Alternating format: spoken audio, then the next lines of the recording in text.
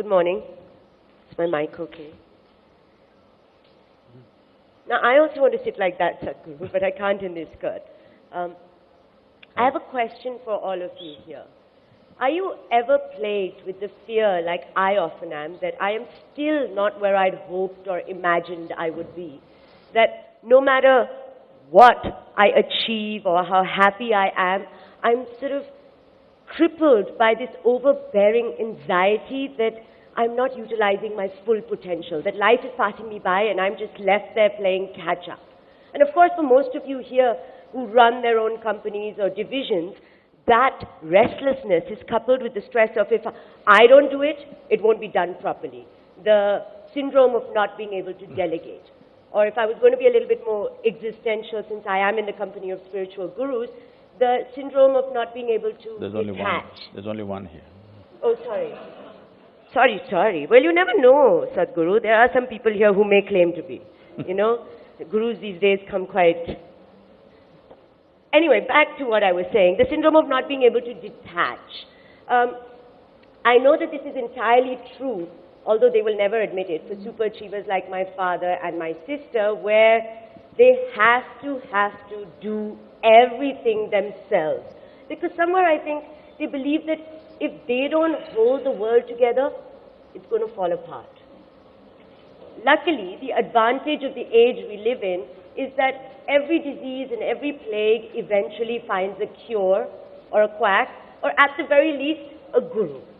Now, this man sitting next to me was an ordinary 25-year-old who one day, sitting on top Chamundi Hills, found the alt-control detox key and became one with the universe. In his own words, the air I was breathing, the rock I was sitting on, the atmosphere around me had all become me. I was blissed out. Every cell in my body was burning with ecstasy. Now, Still who in their right mind? No, but seriously, Sadhguru. Still am, I said. Still am. Burning with ecstasy, right? And glowing. Who in their right mind would not want to feel this way too? But therein lies the paradox.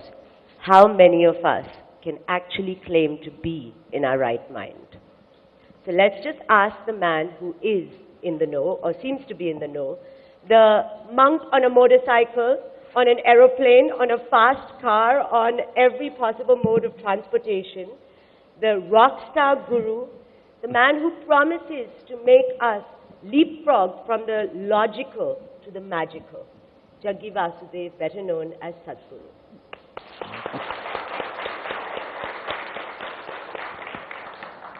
Let me just start it off. It's a fact that I was sitting upon a rock, but not a rock star. You were sitting upon a rock and you became a rock star. That's the rock I want to sit on. I'm going to start it off just to say, just to contextualize it. According to you, what would be the biggest toxin or toxins that plague the work environment? Yourself? See, work, when you say work, most of you are doing what you want to do. You're doing what you want to do and you're suffering it. No? Hello? Is it okay? Yeah, it's fine. I'm saying, when we say work, most of you are doing what you want to do and you're suffering it. So, you're not enslaved. You've started something that you want to do and you're suffering it. You're driving something that you want to drive and you're suffering it. You're living with somebody that you want to live and suffering it. So, it is not the work, it is not the family, it is not the traffic. It's just that you have the most sophisticated gadget on the planet in the form of human mechanism. Have you even read the user's manual? You got only 3 buttons: Control, Alt, Delete or Detox. And you know it was a design deficiency which made these 3 buttons happen. Yes. It was not a masterpiece, it was a big mistake. So, The thing is just this, your body, your mind, your chemistry, your emotions, your energy, nothing is taking instructions from you. If your mind took instructions from you right now, would you keep yourself miserable or blissful? Please tell me, make a choice because I'm going to bless you right now. If your mind took instructions from you at this moment, would you keep it blissful or miserable? Blissful. Please make a choice, don't hesitate. That's the big problem, you've not made the choice. You're allowing situations to make the choice. You have not made the choice how to be. And without understanding the fundamentals of human mechanism, we're trying to just run it through somehow and hope it'll work. You've been given a super computer, but you're handling it with hammer and anvil technology. So obviously wrong things will happen. If you ever try to get those three buttons, Control, Alt, Delete, on your hand, on your computer keyboard, it's one of the most difficult things to do because we have not learned how to use it.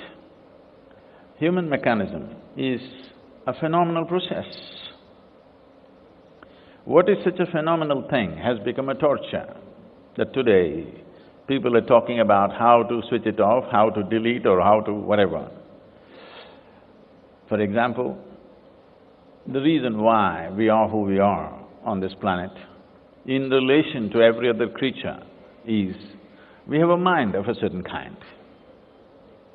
This mind has become the serious problem now. What is the greatest blessing has become a problem because this is like, suppose you don't know how to drive. You went and just sat in a car, you don't know anything about how to drive, but the car started rolling. Fear, natural. If it started rolling faster, terror, natural, isn't it? If you knew how to drive it, if it starts moving, great. If it goes at great speed, fantastic. If you knew how to drive it. So the problem is not with your work, with your family, with the Delhi traffic. The problem is you don't know how to drive this, not made any effort to look at how this is made, how we should make this happen the way we want it. Nobody in this world, I'm sure you have enough experience with life, nobody in your life has happened 100% the way you want them, isn't it? Has anybody happened? Your parents, your spouse, your partners, your colleagues, your children, has anybody happened 100% the way you want them? Not even your dog. These days they do their own thing. But the problem is not that somebody is not happening your way. The problem is, this one is not happening your way. That is the problem. If this one person happened your way, once again I ask you a question because many of you are not answering. If this one person happened the way you want him to be, would you keep him blissful or miserable? Blissful. So the problem is just that this one is not happening the way you want him. It's not about work, it's not about world situations, it's not about things outside. This is not happening the way you want.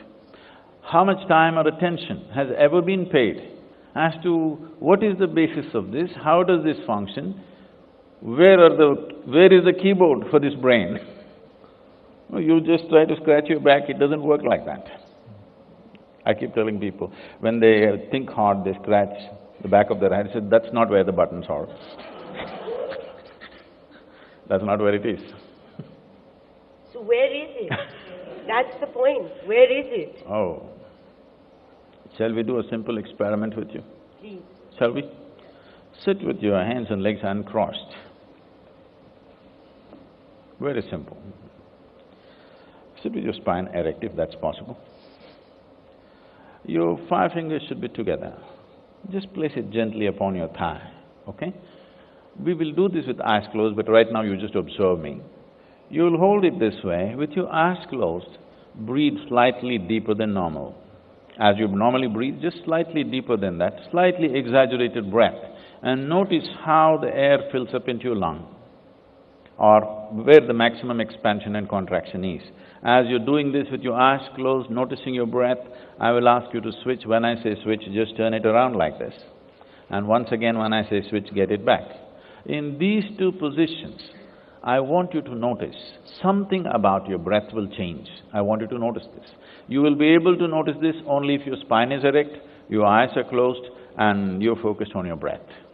Please close your eyes, breathe slightly deeper than normal.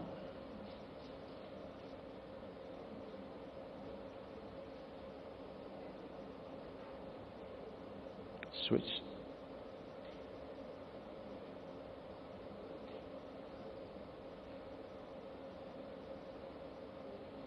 Switch again. Please open your eyes. Do you notice some change between these two? Can somebody say what? Yes, please.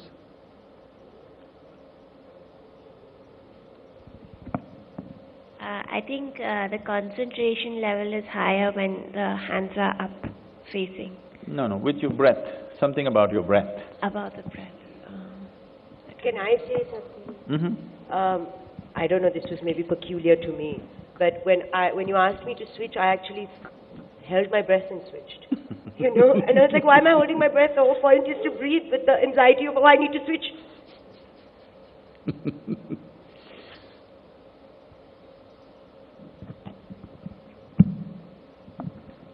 When I focused on my breath, in fact, I realized that I'm living in present, in fact, because my entire focus was on when I was breathing in and I was holding the breath, I thought that I'm living in the present moment. I mean, I was detached from the past or the future. I was very much focused on the present because I had to, switch it off. So I think I felt that moment.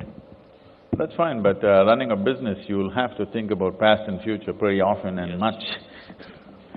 Okay, I will tell you what's happening, please notice this.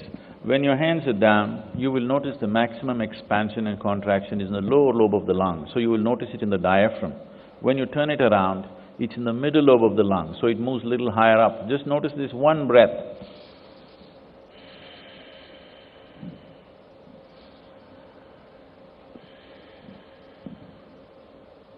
Is that so? Just turning your hand around, the very way you breathe is altering itself. It's not just your breath.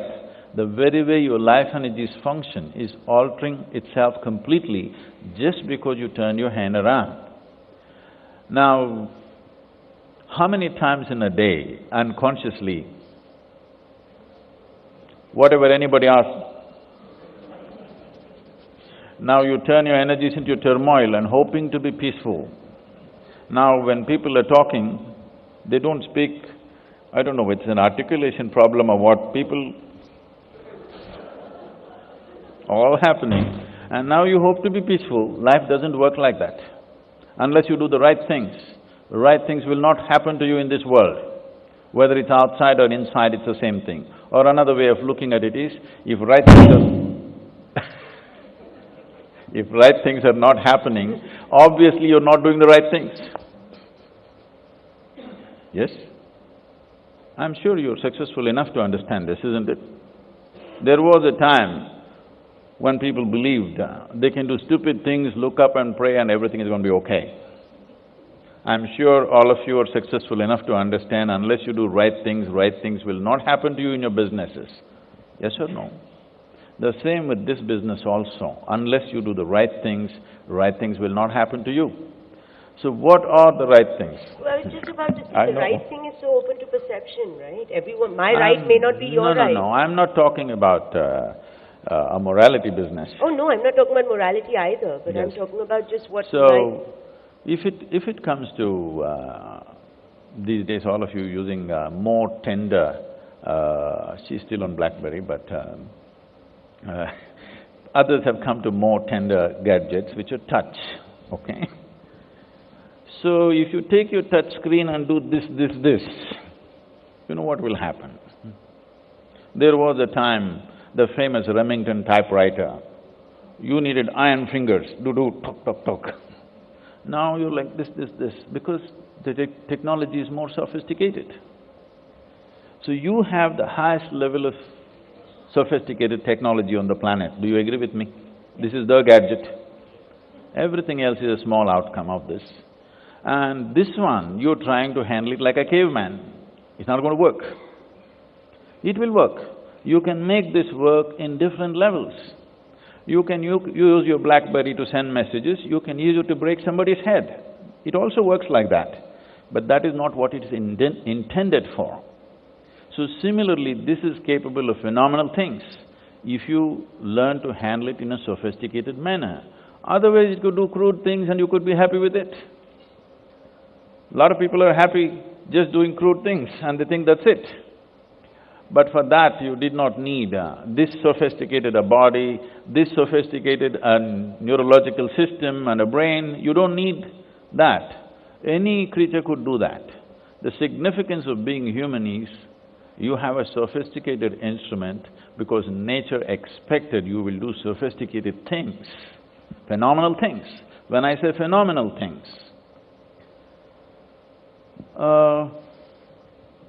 nobody seems old enough for this, but suppose you were watching the first Doordarshan in India in early 80s, when the first… I think most of you would have watched. If you owned one television and turned it on, the single channel wonder, as you're watching your favorite program, suddenly it goes boop, boop, boop. Then you have to run up on the terrace of your house and a bunch of aluminum tubes. If you do like this, it won't work. If you do like this, it won't work. You just tenderly get it to one place, suddenly the world pours into your sitting room. This is just like that. How you sit, how you breathe, how you conduct everything about you. If you manage this, this can download the whole cosmos. That may be too far. CEO does not represent anything cosmic, right? Okay, the C doesn't stand for cosmic, I understand. You may not be interested that far, but how would it be for you, putting it down to your day-to-day levels? See, now if I sit here with my eyes closed, if somebody walks into this hall, I will tell you what kind of person has walked into this hall. This is not some great yoga. Your dog is capable of doing this. Yes or no? Your dog is sitting under the sofa, somebody comes at the doorstep, he knows who has come. Yes or no? Would it be very useful in your day-to-day business that if you sit in your office, somebody walks in and you know what you need to know about this person? Would it be very useful? Either conducting a client or an employee or yourself for that matter. Would it be very useful? Such a thing is not happening because we are conducting this in a rudimentary fashion. So according to you, the biggest sort of hindrance to detoxing and to freeing our mind is ourselves. No, no, no. Right? You're talking about detoxing, I'm not talking about detoxing. My question is, why are you toxic, first of all? That's my question. So what is the tox, right? The toxin. Right now, Yeah. if you check my pulse, I've had my breakfast, I am speaking, it is somewhere either bit in the lower 50s. If I simply sit quietly, it will come somewhere around 36, 38. So when your system is like this, there's no question of toxing up and then detoxing. What is the point? But for most of us who are working in the, crazy environments that we work in… You're not working in a more crazy environment than me. Okay. You have all the crazies, in fact, who come to you. Yes, even you. I want you to understand, I'm not sitting in some mountain cave and being peaceful. I'm handling an organization which is doing multiple varieties of activity, from very mass-scale projects to spiritual processes to half a dozen businesses. 2 treks to Mount Sarovar, Mount Kailash, which I have actually been with. And with what? I don't get people from IIMs or IITs, or I don't pick up the best, whoever comes to me, okay? Whatever comes to us, and they're all volunteers, over 3 million volunteers. A volunteer means, first thing, he's not trained for the job. Another thing is you can't fire him. because he's a volunteer. You try to work with a group of people that you can't fire. That's not easy, okay? So if anybody has to go crazy, it's me, not you. So then what is So- the reason that you're not going crazy? Now, I know that out of most of the gurus, you are considered the most accessible because you claim not to talk in mumbo-jumbo, you know, the whole I claim… or you don't talk in mumbo-jumbo. Okay. Okay, so this is my point, that let's hear in a more non-esoteric way Is this… that what are maybe 3 or 4 tips, like quick Okay. tips, that we could actually be in the state that you are in, dealing with people we can't fire. Okay. So, on a certain day, Yes. a man was going home. He looked at his watch, it was 7:30 in the evening. The wife's rules at home are 8, he must be back home. What's the rules at home? My rule. Don't tell me, okay? You can't run a home without any rules. There is some rule, isn't it? In this house, the wife's rules are 8 o'clock, he must be home. He thought, there's still some time. So he stepped into a local bar and he thought he'll have a quick drink. He had a quick drink and a quick drink and a quick drink and a quick drink. Then he looked at his watch. It's at 2 a.m. You know, people under the influence of alcohol are like yogis, they become timeless.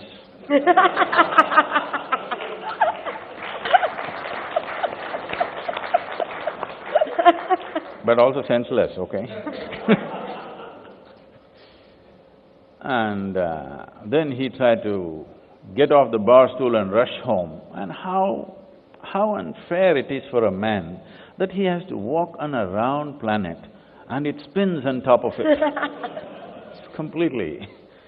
So, with great difficulty, he was trying to go home on the spinning planet. And he tried to find a shortcut through a garden and he went headlong into a rose bush. Face became a mess. Somehow he reached home and these keyholes are made so microscopic, it took another 20 minutes to find that. Then he crawled up to his bedroom. Fortunately, wife was a big sleeper. He went into the bathroom, looked at himself in the mirror, the face was a big mess. So he opened the medicine cabinet, fixed himself, plaster, band-aid, everything, and then went and crawled into the bed and slept. Morning 8 o'clock, the wife took a bucket full of cold water and splashed it on him. He woke up, why? Oh, it's only a Sunday. She said, you fool, once again drinking? She said, honey, I promised you 6 months ago. Since then, I haven't touched a drop. She grabbed him by the shirt and dragged him into the bathroom and showed him all the plaster was on the mirror. This is the problem right now. You think if you get angry, you got to fix somebody. If you get miserable, you got to fix somebody. No, if you are feeling any kind of unpleasantness, either resentment, anger, fear, whatever, these are all different names for different levels of unpleasantness. Whatever is your unpleasantness, if this is unpleasant, please tell me who should be fixed. Who should be fixed? Myself. If this is unpleasant, this needs to be fixed, not that. If you fix that, that may improve, but this will be the same. You look at your lives and see, in the last 150 years, with the advance of science and technology, aren't you definitely living materially way better than your grandfather? Way better than your father? Yes or no, unless your grandfather was a Maharaja or something. Otherwise, every one of us are enjoying comforts and conveniences even royalty could not expect 100 years ago, isn't it so? Many of you driving cars with 200, 500 horses. Yes. Yes or no? So, the problem is not because of the situation, it is simply because you're trying to fix the mirror and you think you're going to be okay. Life doesn't work like that. So how do we fix ourselves? That's the point. I mean, most of us will agree instantly to say, yes, this needs fixing. But what do we do? Are you are you so insignificant a creature in your own life that you're not willing to dedicate a little bit of time for that? I That am. it has to be but fixed it right to here be in the 2 right- minutes? No, but it has to be the right kind of time with the right kind of effort. If I'm just going on fixing the mirror, thinking I'm fixing myself, then that's not going to work. If you… I think they're giving you this little meditation CD, you could start off with that. It's a 12-minute process, simple. Anywhere you can do, you can put it on your phone, and with a little guidance you can do this. You start with that, something very simple. If you're a little more serious, I would say, if you dedicate a minimum of 30 to 32 hours of focused time, we can spread it on 3 days, 4 days, 5 days, whichever way you want it. But a little over 30 hours of focused time, we can give you a scientific process through which you can work upon yourself internally, not somebody from outside. You can work upon your internal system. We are calling this in engineering. Engineering essentially means to have things the way we want it, isn't it? You have engineered the world so much. Well, in India, still a lot needs to happen, but the rest of the world has engineered it so much, if you engineer it anymore, there may be no world left. To that point we have taken. You may have outside the way you want it, but if this one person is not the way you want him to be, it's still misery, isn't it? See, let me check a few facts. Today's sun came up on time. Do you know this? Hello? I'm talking to you. Yes. Today's sun came up on time. Oh, okay, so what? No, you don't understand the significance of this. This happened to me a few months ago, maybe a year ago. We were just flying a helicopter, and because the weather was good, we pulled off the doors and we were flying an open helicopter. Everybody knows every 1,000 feet you go up, what's the temperature drop, you prepare for that. But then we went up and it got cloudy and we hit a cold front and it became very cold. It became sub-zero in a matter of 15–20 minutes. So we couldn't even hold the controls properly, so we said we'll come down. As we were coming down, we were just talking, if the sun doesn't come up tomorrow, what? We said maybe 3 months, 6 months, the planet, what will happen? But I came down and did some research. If the sun vanishes right now, in 18 hours' time, almost everything that you know as life will not exist. Only some microbes deep down in the earth will be there. So I announced a great news for you right now, you just stare at me. Sun came up on time today. I want to hear appropriate noises. Wow, isn't it? The planet is spinning on time. Everything in the solar system is going on course, nothing crashing into anything. The whole cosmos is in perfect order. But you have one nasty little thought crawling in your head and it's a bad day. You lost your perspective, you understand? You lost your perspective in the sense, do you know the solar system in this cosmic space is a speck. Tomorrow morning if the whole solar system disappears, nobody will notice it, I'm telling you, it's not on account. In this speck, planet Earth is a super speck. In that super speck, Gurgaon is a micro super speck. In that, you're a big man. This is not a small problem.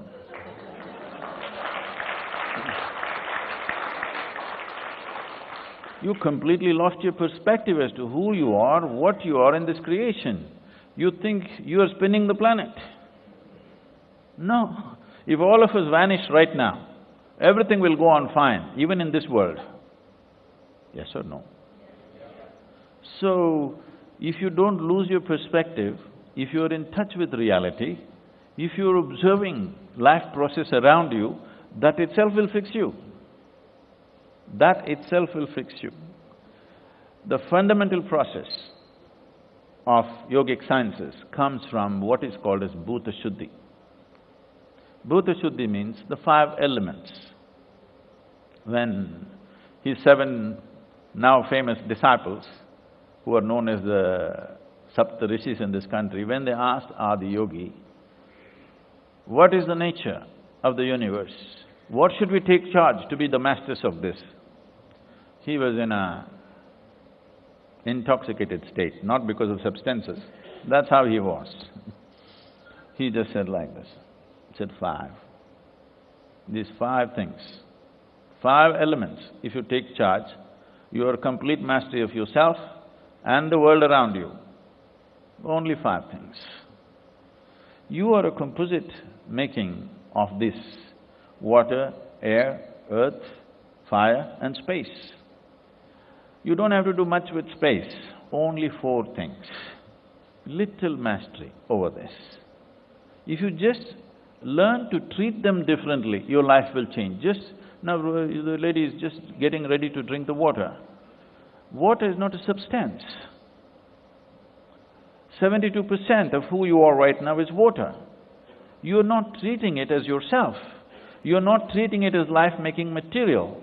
You're treating it as some kind of a commodity that you can buy and sell. Well, that happens in the marketplace, that need not happen in your life. You're not treating the food that you eat, the water that you drink, the air that you breathe, the earth that you walk upon as a part of yourself.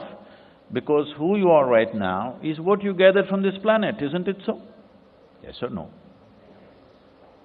You are just a piece of this planet. You better get it from me now, otherwise one day you will get it from the maggots.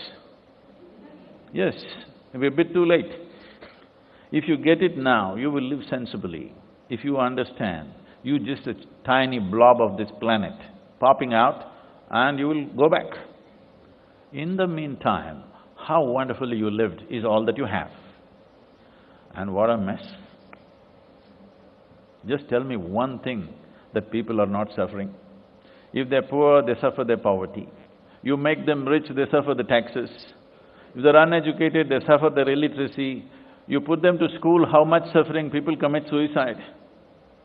They're not married, they suffer that. If they get married, I don't wish to make a comment. No children, they suffer that. Give them children, everyday pain in the neck. Tell me one thing that human beings are not suffering. So people will conclude life is suffering.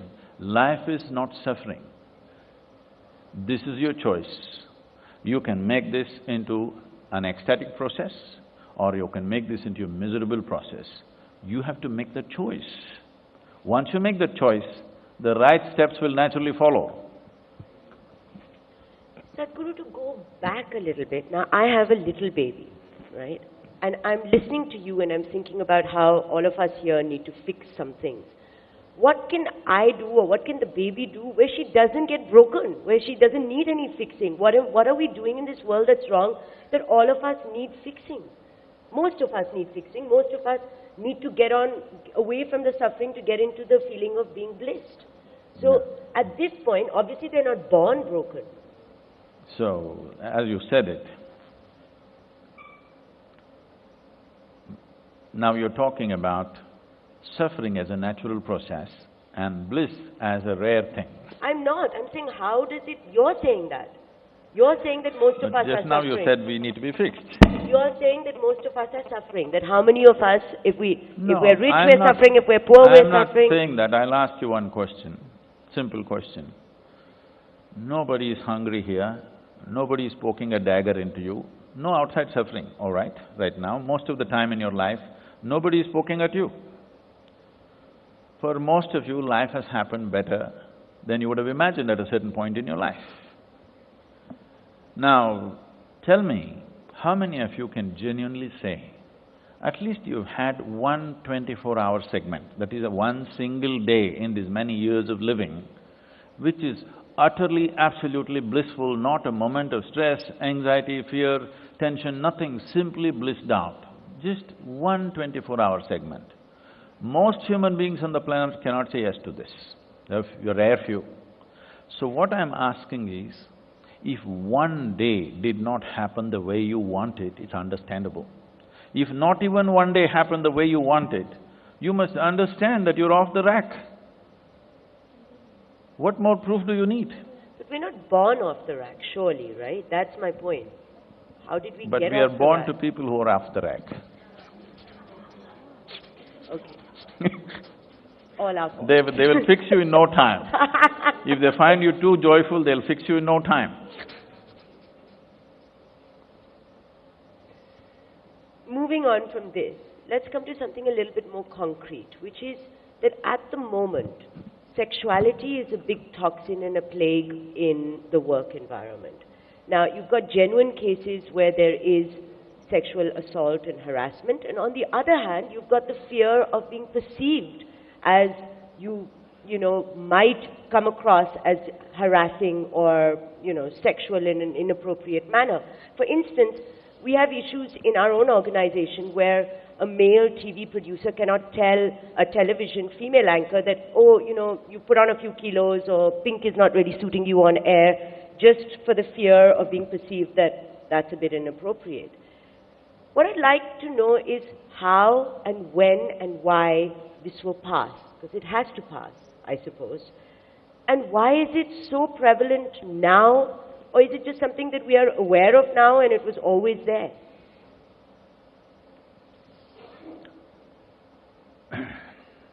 See, I must tell you this, in Isha Foundation, almost 70% of the important leadership positions across the world are held by women.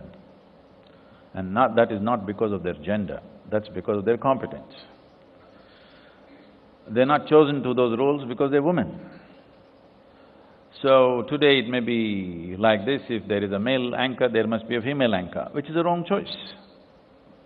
If the female anchor is good, she must be there. If the male anchor is good, he must be there. There are only certain aspects of life where gender should play a role. The rest of the places there is no… this madness of all the time you have to recognize a woman as a woman and a man as a man is not necessary, particularly in a workplace. If that has to change, I think a whole rethinking in the society needs to happen as to how a woman should come to work and whatever. I'm not trying to prescribe anything, but if you want it to be a genderless workplace, when I say genderless, it's not that you're not sensitive to a few things, you are, but that need not be the prime thing all the time. Then once that is the prime thing, then the choices that you make will be of a certain kind, naturally. So that has to go. I think in India the situation is, we are still in a certain state of… in a workplace especially. See, this problem is never there. Men and women are working on the field, in a paddy field. Nobody is bothering her in the way she gets bothered in the office, because she is new in the office, do you understand? It's a new thing, that so many women are coming to work in a city. But in the village, they all work together, it's never an issue. You must see how they all cramped into one truck and they go, nobody thinks who is a man, who is a woman, they go. No, but you hear of so many instances even in the villages and… Please understand, you know, it's 1.2 billion people, there will be instances, all right? There will be instances, it's 1.2 billion people of totally unmanaged population. There is no law in the country. When I say there's no law in the country, in America, if you call in 4 minutes, flat, they're there. 3 police cars will be there, all right? If you… in a village, if you call a policeman, he'll come not after 4 days, he will not come after 4 months. Do you understand? In spite of that, you cannot say there are too many incidents. For 1.2 billion people, which is completely not managed by law, it's self-managed, you can say our incidents are way lower. If you look at the rape statistics, America has 4 times more rapes than India. And in America, there are 10 times more not reported than what they have. Sadhguru, for me as a woman, even one rape is way too many. That you know, for see, me it's… I'm not trying to justify so that. I'm saying we're talking about India. We don't have to demonize India like that, this is happening everywhere. Absolutely, And but I'm saying what do we for do? that to change, now, if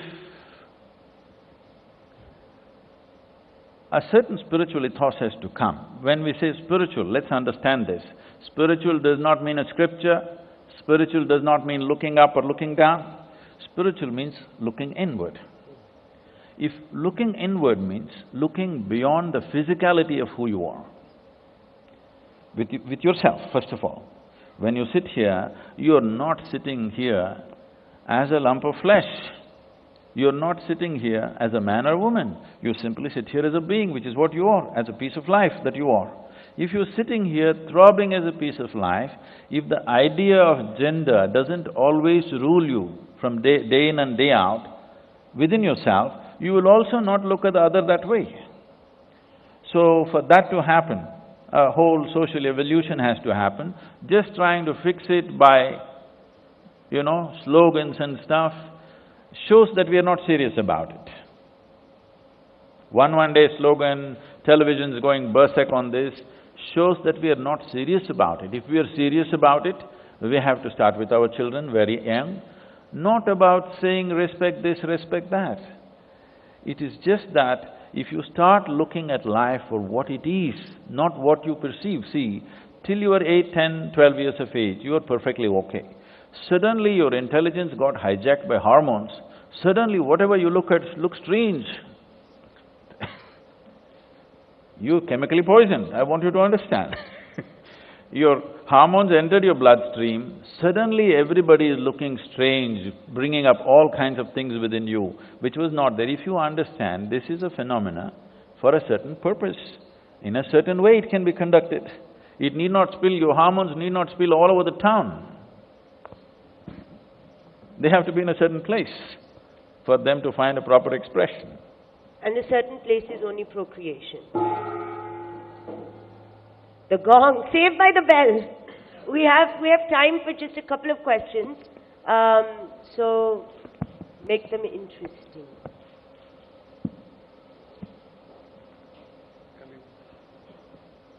So go for it. Good morning. Sorry.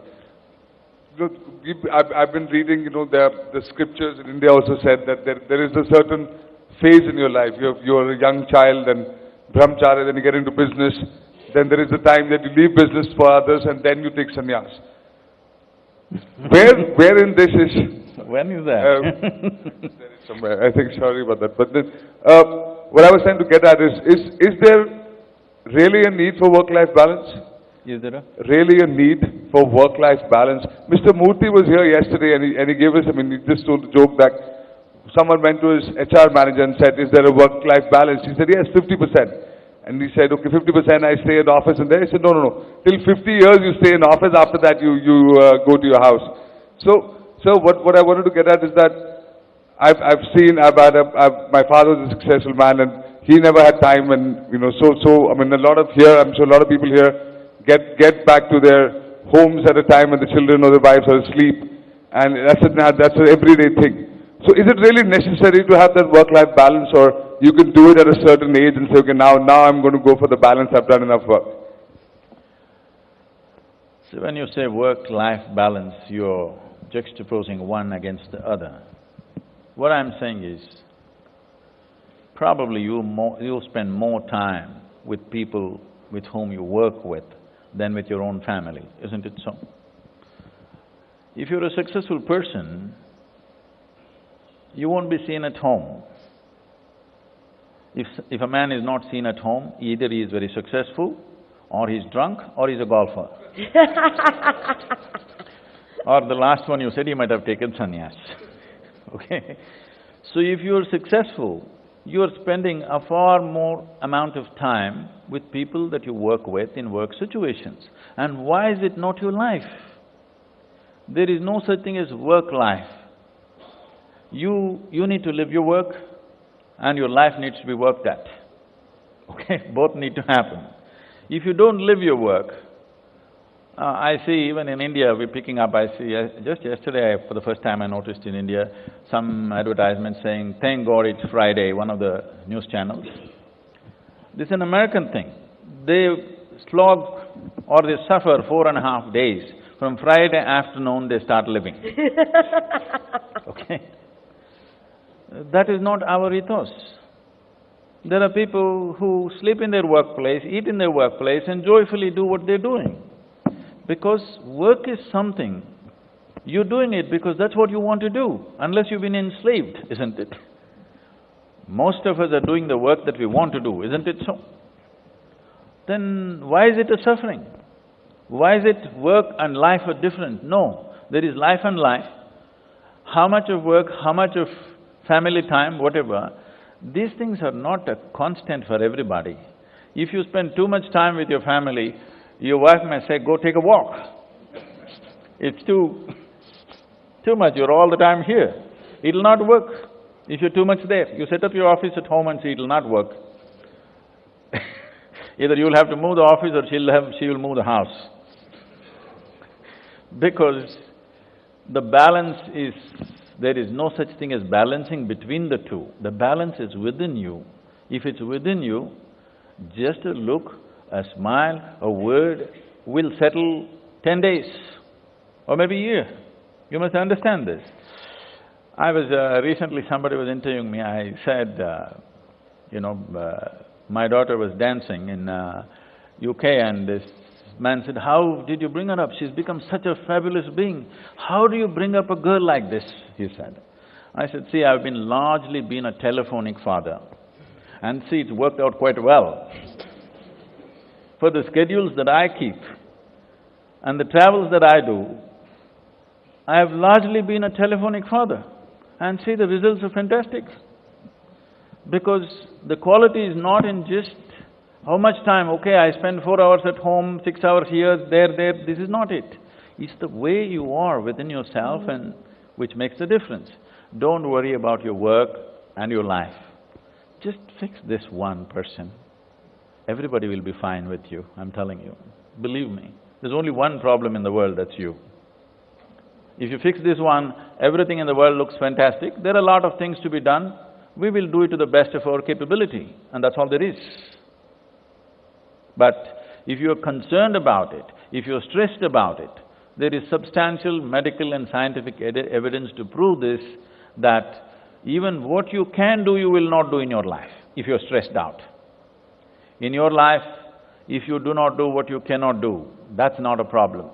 But if you do not do what you can do, you're a disaster.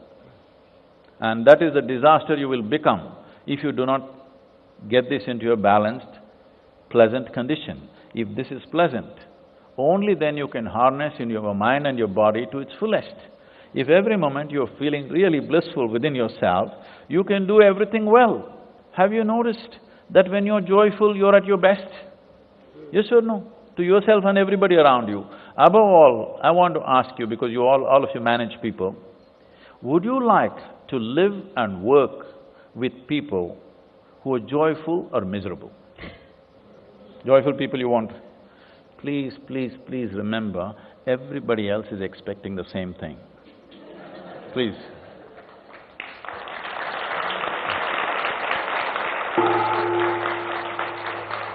Before I let you go, I just have to ask you one little thing.